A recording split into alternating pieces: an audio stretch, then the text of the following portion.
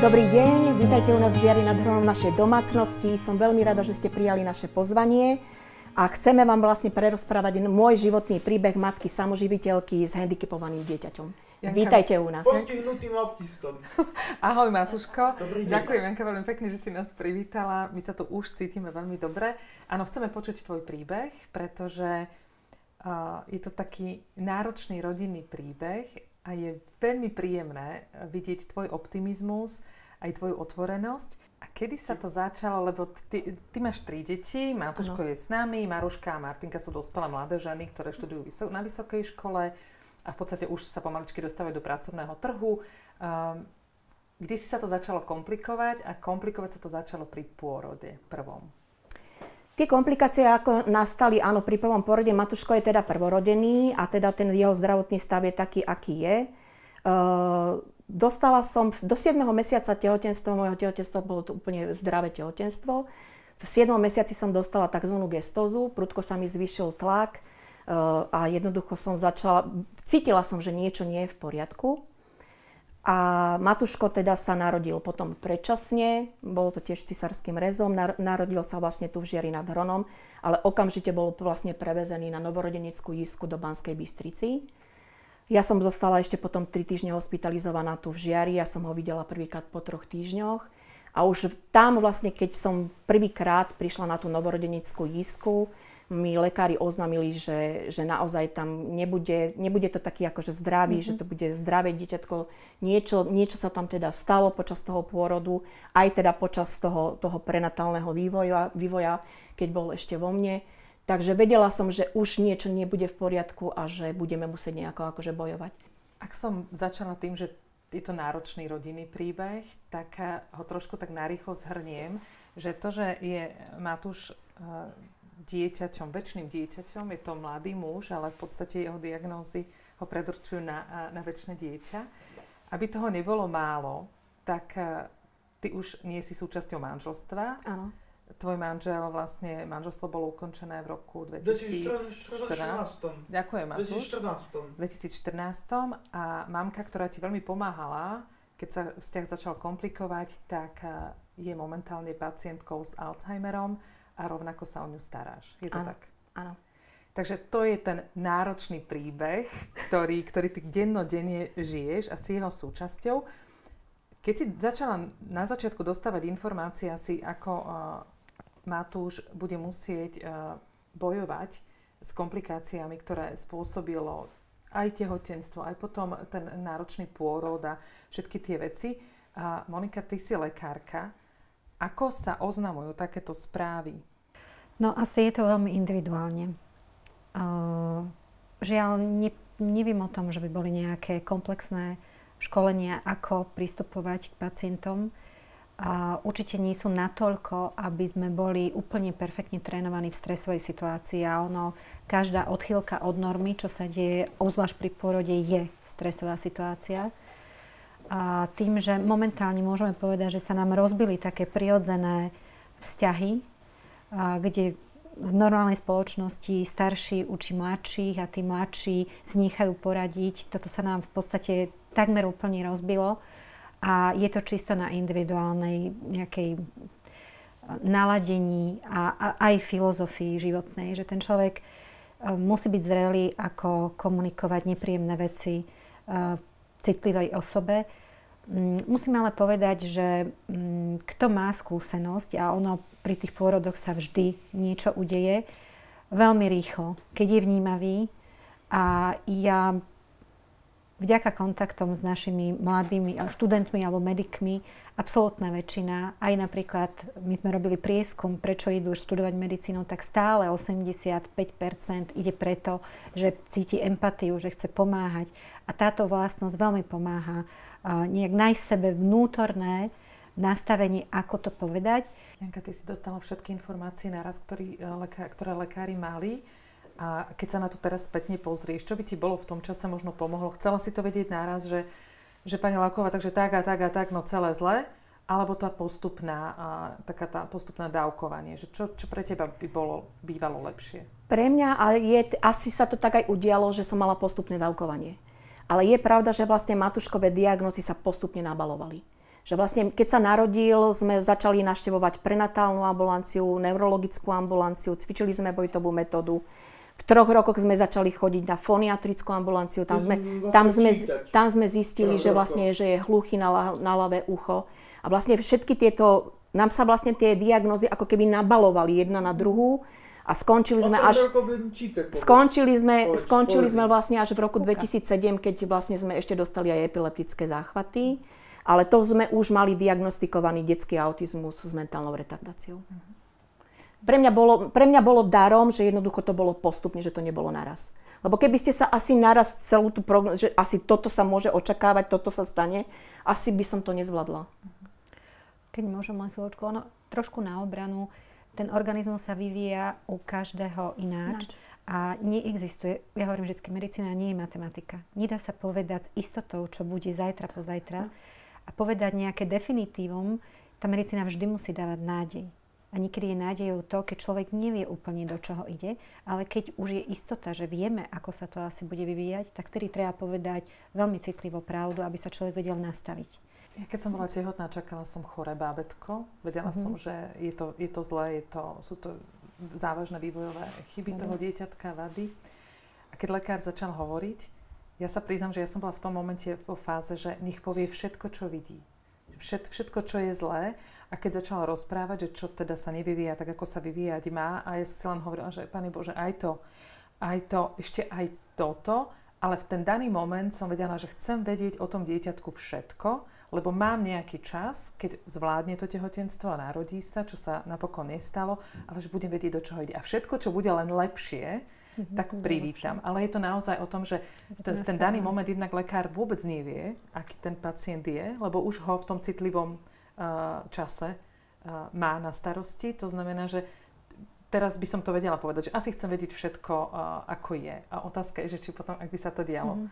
Obratím sa na teba, Alenka, lebo ty máš takisto dieťatko, ktoré je zdravotne znevýhodnené s diabetom. Aké bolo prijímanie tvojich tých pravd alebo tých skutočností o stave a aké to bude žiť s touto chorobou? Áno, máme doma dieťa s diabetom. Syn má už 11 rokov a vlastne nám sa narodilo zdravé dieťa. My sme tehotenstvo bezproblémové, pôrod prirodzený, trošku s komplikáciami, ale v princípe všetko bolo v poriadku a zrazu proste 11. december 2011 a ja už som tušila, že sa niečo deje, alebo pil strašne veľa vody a som to aj konzultovala s nejakými ľuďmi, som sa s nimi rozprávala a väčšinou bola odpoveď, že a buď rada, že pije, že deti nechcú piť. Ale hovorím, to nie je normálne pitie. A keď sme toho 11. decembra skončili na tých kramároch, tak moja prvá reakcia pri diagnostikovaní, pri tom, ako mi lekárka povedala, mladá lekárka, úplne, že snažila sa byť empatická, ale bola taká v podstate s chladnou tvárou, že pani Novotná, tak máme diagnózu, je to diabetes mellitus 1. typu, cukrovka. Keďže ja tú diagnózu poznám, lebo ju máme v rodine, bratranec je diabetik, tak moja prvá reakcia bola úplne iracionálna, že vy ste sa pomýlili. Akože to bolo, že pani doktorka, vy ste sa pomýlili, môj syn je diabetik. A ona, že nie, nepomýlili, je to tak.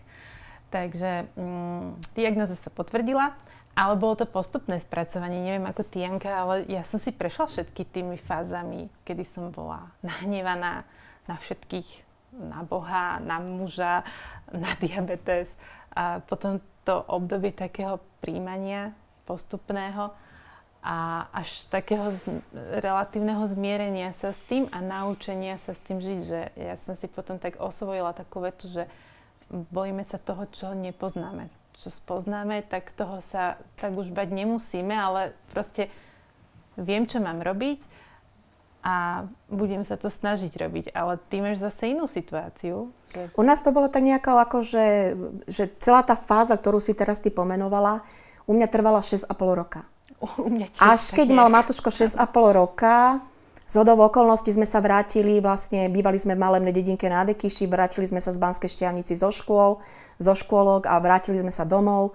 A cesty Nádeje Paťa Riabková A odznela tam krásna veta odznela od ocka, ktorý mal teda dcerku s motýlými krídlami a teda, že naozaj tiež ťažká diagnóza. A odznela tam veta od toho otca, že Pán Boh vedel, prečo nám také dieťa dal, lebo ho dokážeme milovať a vychovať. Áno. A v tej chvíli sa niečo vo mne nejako ako zlomilo. Ja som si prestala klásť otázky, že prečo ja mám také dieťa a prečo sa mne to muselo stať. Tým pádom som to nejako uzavrela a už potom som sa len dívala dopredu, že kde nás odporúčili, všetko sme vlastne robili a išli sme ďalej. Ale ja som mala také akože šťastie, ja to nazývam, že Božia réžia, že jednoducho Pán Boh ma v žiadnej chvíli môjho života nenechal osamotenú a v správnej chvíli správneho človeka mi poslal. Naozaj to je súhra náhod v mojom živote. Matúško sa narodil v 98. Centra včasnej intervencie vtedy nefungovali. Ano. Ja som bola v malej dedine bez internetu, bez notebooku, bez všetkého. Takže vlastne tie informácie o tom, že teda vedela som, že s Matúšom niečo nie je v poriadku, že je iný, ale sporadicky sa ku mne dostala akože nejaká informácia. Prvá informácia prišla z katolických novín, kde Štubňovci, ktorí založili vlastne občianske združenie Spoločnosť na pomoc osobám s autizmom, SPOSu, tak vlastne popisovali svojho 4. najmladšieho syna Michala, že aké má, že ako sa to prejavuje a teda, že to je autizmus. Dodnes mám niekde tie noviny odložené a som si počiarkala, že to je náš Matúš, to je náš Matúš. To bol Červené more. Ja som si počiarkovala nášho Matúša v tých ich odpovediach a jednoducho som vedela teda, že asi to bude táto diagnóza, lebo tá diagnóza vlastne od tej neurologičky, my sme prešli od ADHD a ja neviem čo všetkého, pokým sme sa mi dopracovali k detskému autizmu. A to bola súhra náhod, že neurologička ma poslala na logopédiu, logopedička nás poslala do špeciálnej materskej škôlky. De facto sme chodevali na týždňovky už s 3 deťmi, aby Matúš mohol napredovať, aby bol v kolektíve a aby sme ho nejako potlačili dopredu. Zo špeciálnej materskej škôlky sme sa dostali do detského integračného centra v Kremnici. Z detského integračného centra v Kremnici sme sa dostali do regionálneho centra autizmu Symbia vo Zvolene a tak sa to vlastne postupne nabalovalo. Že v každej tej chvíli a v tej fázi, keď som potrebovala zabrať, potrebovala som nejaké odporúčania alebo niečo také, tak sa našla nejaká inštitúcia, ktorá ma nasmerovala a som pracovala. Pravdou je, že keď sme potom prešli vlastne a diagnostikoval nám vlastne detský autizmus pán doktor Kvasnička, pedopsychiatr z Trenčína, tak ktorému som sa dostala zase na základe odporúčania detského integračného centra v Kremnici, tak Matúš vlastne tú škálu toho svojho správania dokázal ukázať v tej čakárni. Takže my keď sme už otvorili s manželom dvere a Matúško vošiel donútra, máte autistu. Tak akože to bolo také prvé nadýchnutie. Ale od tej chvíli, keď už vlastne to potvrdil ten pedopsychiater, tak vlastne som sa nejako nadýchla a už potom som sa snažila, že pracovať, že ako s ním komunikovať, lebo s Matúškom naozaj my sme prešli všetkými možnými izmami, ktoré existujú pri autistoch. Ani jeden autista nie je rovnaký, každý je špecifický, každý je individuálny a my sme teda prešli od rôznych tykov, vracania, točenia sa, potriasania rúk a všetko možné, čo existovalo a odporúčania vlastne z tej Symbii, z toho regionálneho centra autizmu ma tak nejako nasmerovalo, že asi ako s tým Matúšom pracovať a ako ísť s ním ďalej. Vyrobila som 100 krabicových úloh, ktoré som išla dennodenne, či boli prázdniny. Čo sú to krabicové úlohy? Krabicové úlohy fungujú vlastne autisti na princípe krabicových úloh, že dostane 10 krabičiek, bere krabičku po krabičke, v krabičke je nejaká úloha, ktorú splní, keď ju spraví krabičku, odloží naspäť a takto vlastne ako pracujú. A v tých krabičkách sú potom vlastne úlohy na jemnú motoriku, hrubú motoriku a postupne sa tam potom pridáva, že sa ako keby kvázi akože učia. Hej? My sme mali jediné to šťastie, že Matúško má ostrovčekovitú schopnosť a Matúško sa sám naučil čítať. Od 3 rokov. Čo sa teda vymýka zase tej diagnóze mentálna retardácia. Ale naozaj v tomto bol geniálny, že jednoducho išiel o rok neskôr do školy, začali sme chodiť do špeciálnej základnej školy v Banskej Štiavnici. A potom do Žiaru. A potom, keď sme do 6. ročníka už sme prešli sem do Žiaru. A ako to bolo akože geniálne, ale Vedela som fungovať, veľké pochopenie som našla aj v tej špeciálnej základnej škole v Banskej Štiavnici. Pani riaditeľka mala sama postihnuté dieťa, vedela pochopiť, vedela empaticky vlastne sa priblížiť k tým rodičom, ktoré takéto handicapované deti majú. A bolo to pre mňa akože také plodné obdobie, že naozaj sa mi tam dobre fungovalo. A komunikovala si s Matúšom aj cez obrázky? My sme piktogramy nepozerali, lebo teda on poznal tie písmenká a vlastne tým, že on bol dlho neverbálny, Matúško bol neverbálny autista, ktorý nerozprával, my sme sa začali učiť posunkovú reč, aby sme nejako začali komunikovať s Matúšom. On sa potom de facto rozprával v tej škôlke. Také emočné vypätie, že naozaj, keď mala moja dcera 2 roky, tak vtedy to nejako nabehla tá reč. A vlastne my sme tým intenzívnym chodením do toho detského integračného centra v Kremnici, nás tam drillovali logopédiu a písmenka. Takže de facto on tie písmenka išiel písmenku po písmenku, tam sa tomu nejako priraďovalo a tým pádom sa nejako naučil akože čítať. Pre mňa to bolo akože zázrak, že z neverbálneho autistu je človek, ktorý... A mám rád marvelovské komiksové filmy. Som rada, ktorý je teraz ticho.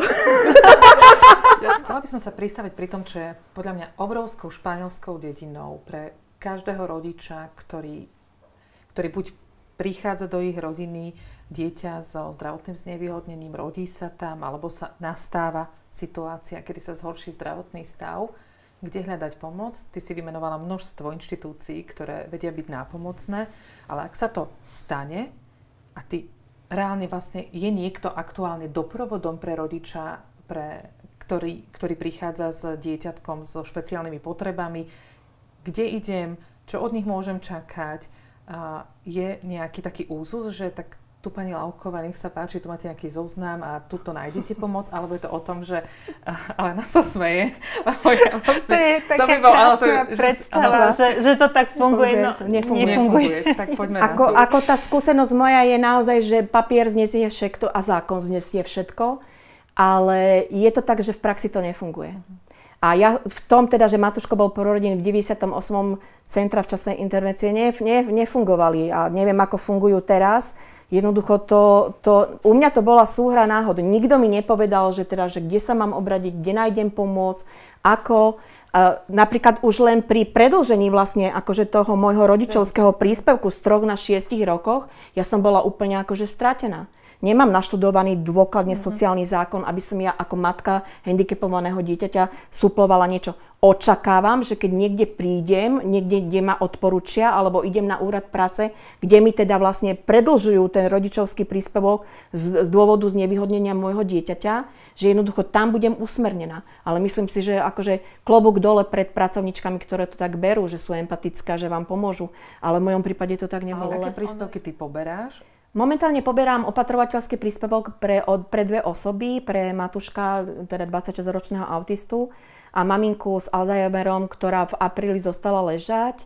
Máme zavedený vlastne PEK, vlastne sa o ňu starám, krmená a krmená je vlastne len cez ten PEK. Takže cez brušnú sondu. Takže som s nimi doma, ale popri tom opatrovateľskom si ešte privyrábam to, čo mi zákon dovoluje. A som účtovnička na home office. Je to krátené, alebo ako sa k tomu štát stavia, že vlastne aj opatruješ, aj teda si privyrábaš? Paradoxne musím vypichnúť jednu udalosť, takže to sa mi akože pozastavil mozog. Ja keď som dostala teda ten opatrovateľský príspevok, Matúš s maminkou boli zaradení do stupňa odkazanosti 6, to je vlastne 24 hodín denne, 7 dní v týždni.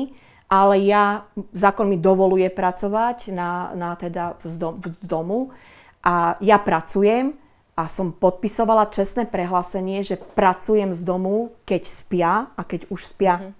Že ako keby oni sa kryli vlastne na úrade práce sociálnych vecí a rodiny týmto mojim čestným prehlásením, že nezanedbávam tú starostlivosť o nich a pracujem vtedy, keď spia. Takéto čestné prehlásenie som podpisovala na úrade práce. Čo by tebe naozaj prakticky pomohlo? Asi by som si to tak nevedela, keby tá odľahčovacia služba naozaj fungovala aj v reáli. Tak. Ona nefunguje, ona funguje na papieri, ale jednoducho, keď ja potrebujem ísť so sebou, dajme tomu, že na preventívnu prehliadku, alebo potrebujete ísť k zubárovi, nedaj Bože, že chcem ísť na nejaký vianočný koncert, alebo že si chcem ísť s priateľkou sadnúť na kávu, alebo nečakanie, že sa niečo stane, tak jednoducho supluje to rodina. Nenájdete nikoho, že kto by prišiel, lebo neviem si ani predstaviť tú situáciu, že odľahčovacia služba by fungovala, navrhli by mi nejaké zariadenie, kde by som ich teda mohla na tú chvíľu dať, alebo nedaj Bože teda, že by som išla na týždňovú dovolenku a na týždeň by som niekde umiestnila moju maminku, mojho Matúša.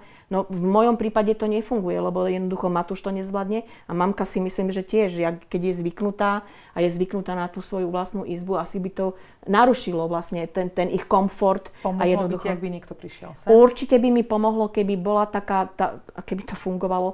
Milé rada by som tu niekoho privítala, alebo by som si teda niekoho našla, ak by bola taká možnosť, že by tú odľahčovaciu službu bola priamo tu v mojom byte. A keď sme pri príspevkoch, ja to hneď premostím na čas, lebo však veríme, že raz dôjdeme aj do toho dôchodku, aj keď sa ten čas stále predĺžuje. Ako to je s rodičmi, ktorí sa starajú o svojich blízkych? Aká je ich finančná situácia? To, že je ťažká finančná situácia aj v čase opatrovania, lebo tie príspevky sú, aké sú. Ak si chceš privyrobiť, tak sú tam ešte polienka pod nohy. Aký je potom ten dôchodkový systém štedrý? No, ja som odkazaná na to, že jednoducho som asi druhoradým občanom z tohto štátu asi celý môj život. A ste braná tak, že alimenty, opatrovateľský príspevok a všetko nie je vašim príjmom. Privyrábate si ako upratovačka, upratovala som okresný súd, upratovala som daňový úrad, aby človek privyrobil, aby sa teda postaralo tú rodinu a v rámci toho možnosti, že mamka sa mi postarala vtedy o Matúška, dievčatá boli zdravé, takže som mohla na tie 3 hodinky odísť. Teraz momentálne pracujem na tom home office a ten dôchodkový systém je podľa mňa veľmi zle nastavený. Napríklad ja len poukážem na to, že ja som poberateľkou opatrovateľského príspevku. Keby som nerobila žiadnu inú prácu, ktorú zo zákona môžem vykonávať, tak odvody mám, dajme tomu, z 800 eur. Hej? Že odvody mi na dôchodok a na všetko idú z 800 eur, platí to za mňa štát, lebo som poberateľkou opatrovateľského príspevku. Paradoxne som vlastne znevýhodnená tým, že si privyrábam, že mám 534 eur v čistom za účtovníctvo, a štát v tej chvíli prestane odvádzať z opatrovateľského príspevku pre 2 osoby a ja mám všetko toto zabezpečenie len z tých 534, ktoré nastavím. Podľa mňa som ukratená o to, že prečo mi to ten štát nenačítava, však teda aj opatrujem, aj pracujem, prečo som ukratená ja o to, že to dostanem len z toho mála. A toto sa opakovalo vlastne pri všetkých. Ja som začínala opatrovateľský príspevok s 220 eurami a robila som upratovačku za 165 eur. Tak zase sa to len odvádzalo z tých 165 eur. Ja ťa počúvam a to je šialené. Z tých nízkych súm. Áno. Ja sa pýtam, ako to dokážeš? Ako dokážeš... S pomocou Božou. Vieš, že proste, že 2 dcery študujúce, maminka s Alzheimerom, syn s diagnózou autizmus. Ako to zvládaš? Ako to celé vykrývaš aj po tej finančnej stránke? Že urobiť si nejakú rezervu podľa mňa takmer nemožné? Tej rezerve by som si teda ešte vrátila, lebo asi všetci viete, že keď si podávate žiadosť o opatrovateľský príspevok, Úrad práce, sociálnych vecí a rodiny má 90-dňovú lehotu na vyjadrenie. Nikto sa o vás nepostará tie 3 mesiace. Naozaj si musíte vytvoriť 3-mesačnú rezervu, aby ste tie 3 mesiace preklonuli, pokým príde rozhodnutie a oni to síce spätne doplatia, ale mami, alebo teda tí, ktorí to robia prvýkrát a to nezažili, tak jednoducho zrazu sa ocitnete bez peňazí. A ja som teda podávala opatrovateľský príspevok 3-krát. A už pri tom 3. raze to bolo úplne bezproblémové a tak si predstavujem empatickú pracovničku, ktorá pracovala so mňou, keď som odozdávala tú žiadosť o ten opatrovateľský príspevok. To bolo ľudské jednanie, tak ako si spomínala, že natrafíš na človeka, ktorý naozaj ti chce. Ona mi rovno povedala, pani Lelková, vy ten opatrovateľský príspevok budete mať priznaný, toto a toto od vás potrebujem, vy to splníte, vy to tam donesiete a už som len čakala tých 90 dní na rozhodnutie. Je pravda, že oni môžu rozhodnúť aj skôr, len sú asi tak zahltení, že oni to posielajú fakt na 90 a plus tie rozhodnutia, že to ide úplne, že sa to tak akože ťahá. Takže z môjho pohľadu, a to, že si človek akože dokáže, no musela som si privyrobiť. Už mne sa potom ľahšie nadýchlo, keď Matúško sa stal v 18 rokoch invalidným dôchodcom.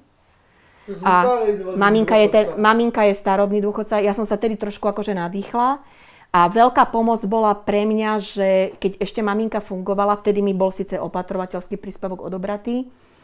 A to bola veľká pomoc, že ja som si urobila rekvalifikačný kurz podvojné účtovníctvo a ja som začala účtovať firmy.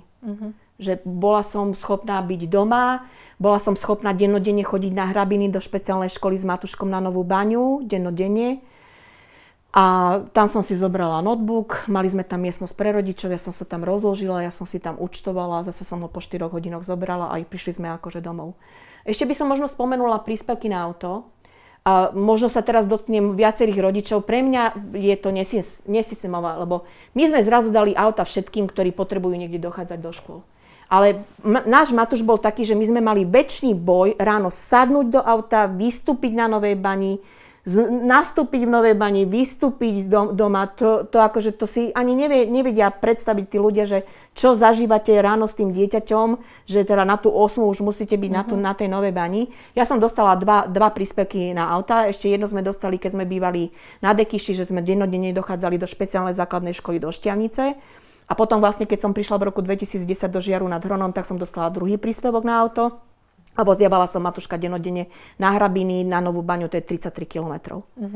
Ale pre mňa by bolo výhodnejšie aj pre Matúša, keby existoval nejaký screening ľudí, že takáto je autistická populácia, alebo teda inak znevýhodnených detí, a to mesto, alebo teda neviem, však mesto tu má základné školy, tak máme deti a naplníme špeciálnu jednu triedu.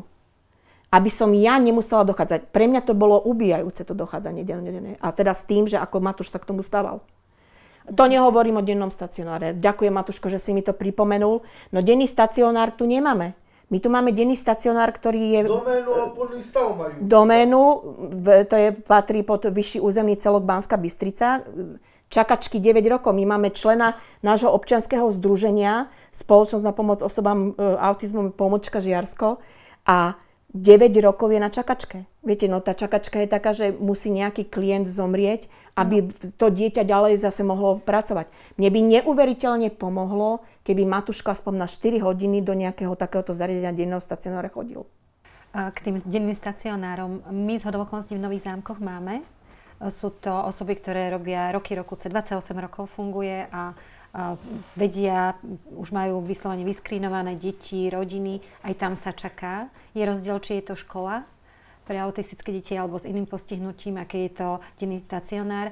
Musím povedať, že denné stacionáry spadajú pod Vúcku a keďže sú to väčšinou neverejné, tie verejné, čiže vúckárske, je ich veľmi málo a neverejné zase nevedia z tých príspevkov, ktoré dostávajú, fungovať, takže sú odkázané opäť na podporu VUC a tam naozaj veľmi záleží na nastavení VUC, ako to má.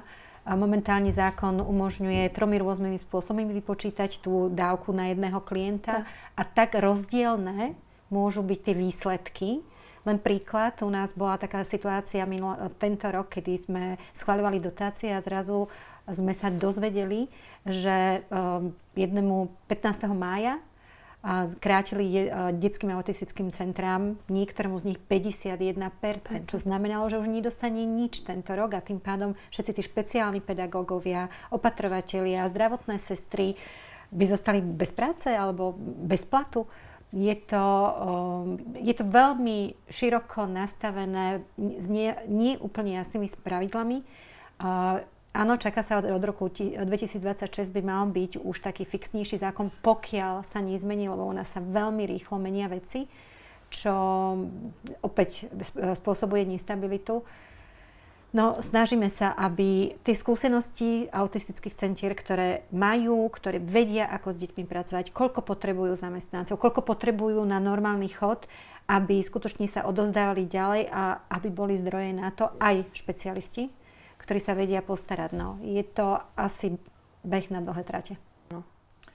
A Janka, v tom celom náročnom príbehu tvojom životnom, ktorý si odžívaš deň čo deň, sú určite aj celkom také, že zaujímavé, možno aj vtipné momenty, aj tí, ktoré ťa veľmi potešili. Na čo si tak mimoriadne spomínaš? Asi na Matúškov výrok som Veľká noc, viem, že to bolo obdobie Veľkej noci a že Pán Boh je veľmi milostivý a sedel zase v tomto jeho kresle a sa tak vážnou tvárou na mňa pozrie, že pekné od neho. Že to má akože úplne, ale akože asi tak veľmi emotívne je, teda, že keď sme boli neverbálni autisti a že Matúš zase začal rozprávať. To bola oslava, dceru mám 7. novembra, mala 2 rôčky. Vždy som teda piekla tortu a tie 2 sviečky a to prítme, však v novembri sa už akože rýchlo stmieva. A teda som niesla tú tortu, tam, kde sme boli sme na Dekyši, boli sme tam ja, bola tam naša babka, boli tam naši Starkovci, vlastne celá rodina, sme oslavovali tie 2 rôčky. Matúško v tej chvíli mal 3,5 a on v tom emotívnom, že teda nesiete v tom prítmi tú tortu s tými 2 sviečkami a spievame teda veľa šťastia, zdravia, tak Matúš prvé jeho slová a spieval, že veľa kakia davia. My sme úplne všetci onemeli, celá rodina. Ja som začala plakať úplne, že od šťastia. A v tej chvíli som si uvedomila, že keď ten Matúš dokázal toto, že z nehovoriaceho zrazu on zaspieval, síce tak komolene, ale zaspieval. Pre mňa to bolo akože a som vedela, že niečo z neho vykršem. Že jednoducho niečo z toho chlapca bude, lebo sa naštartoval. Ale znova to bolo, že detské integračné centrum, špeciálna materská škôlka. A že ho to tak akože nejako posunulo ďalej. Ďalší taký moment bol, že tá 2-ročná dcéra bola tak šikovná, že v 2 rokoch vedela už všetko pekne, čítať, vedela rozprávať A ako sa hovorí, že autisti nenapodobňujú, tak náš Matúš napodobňoval a neuveriteľne ho tá zdravá sestra, tá 2-ročná, potiahla dopredu. Že on zrazu sa pozeral na tú Marušku, ako sa hrá, čo robí a Matúš to od nej odpozerával. Takže to bolo ďalšie také naštartovanie. Ty máš ešte potom 2 dcery, keď poznám dobre tvoj príbeh. Moje také možno 2-3 otázky sú, že nebala si sa ďalšieho tehotenstva? Že prídu znova nejaké komplikácie, nebol tam taký nejaký prirodzený strach? Bať som sa nebala, lebo vždy som akože vedela prijať tie deti, ale mala som taký ten podvedomý strach, lebo keď vás prepúšťa doktor po prvom tehotenstve a teda, že sa vám narodí handicapované dieťatko a vás prepustí s tým, že vy už neotehotnete, lebo zomriete, tak akože určite som prežívala akože nejaký ten strach. Ale nikdy som neuvažovala nad potratom. Jednoducho som si povedala, že má sa stať, čo sa stane a som to tak nejako že prijala a ja som sa už potom nebala. A ako si im to komunikovala? Ako si s tými dievčatami o tom rozprávala? Veď oni sú 2 zdravé, krásne baby na vysokých školách. Sú teda mladšie. Máruška je o rok a pol mladšia. Martinka je o 6,5 roka mladšia od Matúška. Keď ešte celý život prispôsobujete Matúšovi. Hej, že tie zdravé deti sa ťahajú, že čo Matúš zvládne, tam ideme. Keď Matúš zvládne kino, ideme do kina. Keď zvládne zoologickú záhradu, ideme do zoologickej záhrade. Tie zdravé deti sa prispôsobovali tomu. V 15 rokoch som povedala, že dosť.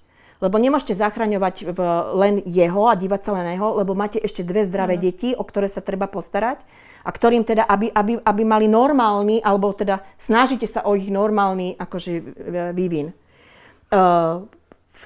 Maruška začala utekať z domu. Priznám sa, že ona mala 16 rokov a ona Matúša absolútne nemusela. Ona nevošla ani do jednej miestnosti, kde bol Matúš. Zlomilo sa to až vtedy, keď sme sa presťahovali do väčšieho bytu, sem do tohto bytu. Tu sa v 17 rokoch prvýkrát s mojím synom, ako teda so svojím súrodencom, bratom, odfotila. To bolo vyslovene. Martinka, tá mladšia, bola taká empatickejšia, ale tá zase preberala všetky vzory správania a usmerňovania, ako usmerňujem ja Matúša, a to je zostalo doteraz. Že jednoducho, ona keď raz do mesiaca príde z Brna, ma supluje. Že jednoducho, ja už som ticho a už Martinka ide. Podarilo sa ti vybudovať vzťah s dcerami? Ako matka? Som neuveriteľne za to vďačná. Áno. A rozoberáme už naozaj také, akože prídu raz do mesiaca z toho ako pre mňa je to tá jedna z druhov tej psychohygieny, že moje dcery prídu domov. A druhý je aký? Druhý je teda taký, akože ja som bola nefajčiarka a v 50-ke som dostala teda elektronickú cigaretu na moje narodeniny 50. Oslavovala som ich síce až keď som mala 50, lebo bolo covidové obdobie. Takže posledné 2 roky naozaj je teda, že ráno, na obed, večer utečiem od Matúša, utečiem od maminky a som na balkone a fajčím. Takže to je akože je taká nerez, toho by som sa ináč akože mohla vzdať. Netierka mi hovorí, že tak si kúp bez nikotínoviu. Už sú aj také. Ale naozaj akože je to môj akože taký akože únik. No. Si najväčšou obavou, ktorú majú rodičia na takom podvedomí celého svojho života, ktorí sa starajú o dieťa s nevýhodnenými, je, že čo bude, keď oni nebudú, alebo ako to bude, keď nebudú vládať. Ako to máš ty? Ja som to si už v sebe vysporiadala aj s mojimi zdravými 2 dcérami. Pokiaľ budem vládať, budem s Matúškom ja, je to moje večné dieťa. Nikdy nie som sama, lebo je so mňou Pán Boh a Matúš.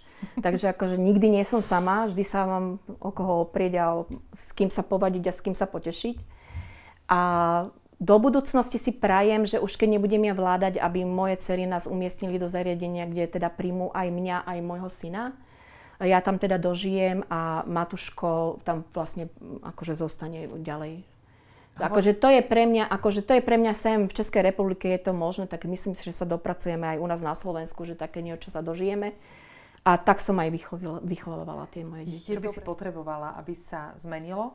Ak si to už aj ty odžila, už to nebudeš potrebovať, ale čo by bolo dobré, aby sa zmenilo v systéme? Určite by sa zmenilo možno ten systém toho zdravotného poistenia, pretože my rodičia za to nemôžeme, že máme tie handicapované deti. My sme si to nevybrali, my sme ich prijali s láskou, ale to nastavenie zdravotného poistenia je akože podľa mňa akože veľmi akože chybné. Nemôže občianske združenie suplovať úlohu štátu, aby sme my preplácali rôzne terapie deťom, ktoré zdravotná poisťovňa nepreplatí. To je ad 1. A ad 2... zabudla som, čo som chcela povedať. Zubar. Môžeš zubara. Aha, zubara. Nemysliteľné, aby 35 rokov od dnešnej revolúcii ste po známosti vybavovali ošetrenie zubov v narkoze. To bola tortúra pre mňa. Vedela som, že nám to hrozí, že Matúško nie má posunutý prah bolestivosti, takže jemu, keď sa niečo stane, on nepovie, že sa mu niečo stalo. Len zrazu ho vidím celého zakrvaveného, tak som už vedela teda, že asi sa niečo stalo. Takto si to všetko držal, tak sme ho ošetrili, vedeli sme, že budeme. Zoberete notebook, zoberete od Nitry po Martin všetky možné ambulancie, zubné ambulancie, ktoré dokážu ošetrovať v narkoze. Zistíte, že vás asi možno ošetria v Nitre, komerčne vás to bude stať 5 000 eur, ste ochotná zobrať si, že si zoberete pôžičku, aby ste to ufinancovali, už som bola tak rozhodnutá. Na druhý deň vám z Nitry volajú, pani Lalková, neuspíme vám ho, lebo je rizikový pacient, lebo bere takéto a takéto lieky, sú tam. Tak potom zase po známosti zodvihnete telefón, zavoláte hlavnej sekretárke Saške Petriskovej a jednoducho zistíte, že jej kmotra pracuje v neziskovej organizácii Andreas, ktorý má na starosti dospelých autistov v Bratislave. Odtiaľ získate nejaké telefónne číslo na ich zubárku, ktorá ošetruje ich klientov a dostanete sa tam. A mala som to, teda boli sme ošetrovaní v onkologickom ústave Sv. Alžbety v Bratislavi, boli sme tam v roku 2022. A stálo ma to teda 72 eur, čo je že odlišné od 5 000 eur, že kde ste mali akože zaplatiť niekde. Takže určite by som asi zmenila toto. Možno, že výšku opatrovateľského príspevku by som nedávala, že na 2 osoby a že sú tam nejaké tabuľky, ktoré sa posúvajú. Pretože ja si myslím, že som ukratená, lebo ak sa starám o jedného človeka, na ktorého je cirka 515 eur, prečo by ten druhý nemal dostať tiež tých 515 eur? Paradoxne je to jediný môj príjem, ktorý vlastne a robím full service, jednak lekárov, lekárne, zdravotné pomôcky a všetko, že som tu ako pre nich. Takže to by som možno nastavila. Nikto sa na vás nepozrie, že vy dostávate na 2 osoby cirka 800, teraz dostávam, neviem presne, ja to mám teraz skrátené. Aj to by som zmenila v zákone, aby neboli krátené opatrovateľské príspevky, lebo vy jednoducho z toho nevyžijete. Ak si nepriobíte, to je likvidačné teraz akože v tomto momente. Paradoxne, keby sme sa chceli niekde umiestniť, nedajú nám, že 2 osoby je krátené, lebo sú to plus 2 osoby. Musíte zaplatiť full. Ano. Jednoducho, sú tam 2 osoby, platíte full na 2 osoby. Ty si v podstate neformálny opatrovateľ. 24/7.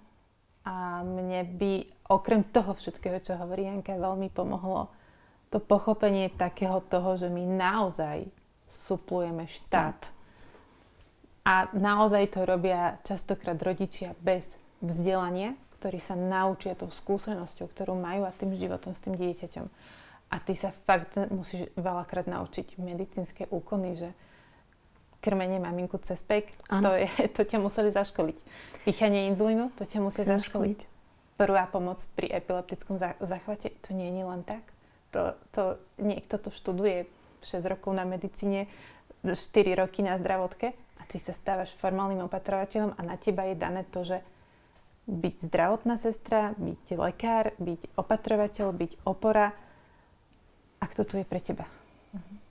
Ako sa nezblázniť? Teším sa z každého príchodu mojich dcer, keď prídu z Brna. Pre nás sú to večery do 2., do 3., do rána a že sa rozprávame o živote a rozoberáme to. Ďalšia je také, že môj únik ráno, na obed a večer chodím teda fajčiť elektronickú cigaretu na našu loďiu. To doporučenie pre ostatných. 6. decembra prídu na Mikuláša. 6. decembra. Nezdávajte sa, rodičia, jednoducho naozaj ste schopní prijať takéto deti, milovať takéto deti a vychovať takéto deti. Ja som dostala také od mojej obvodnej doktorky, tak keď sa Matúško narodil, prvýkrát ho zobrala na ruky, zobrala ho takto vysoko, čo to malé babetko dokáže v jej náručí. A pani doktorka Kubínska vtedy povedala, že pani Lalková, takéto deti treba len milovať. To je asi môj odkaz jednoducho. A s láskou asi dosiahnete viac ako s tým kričaním a s usmerňovaním a zosypaním sa alebo niečo také. Láska hýbe svetom.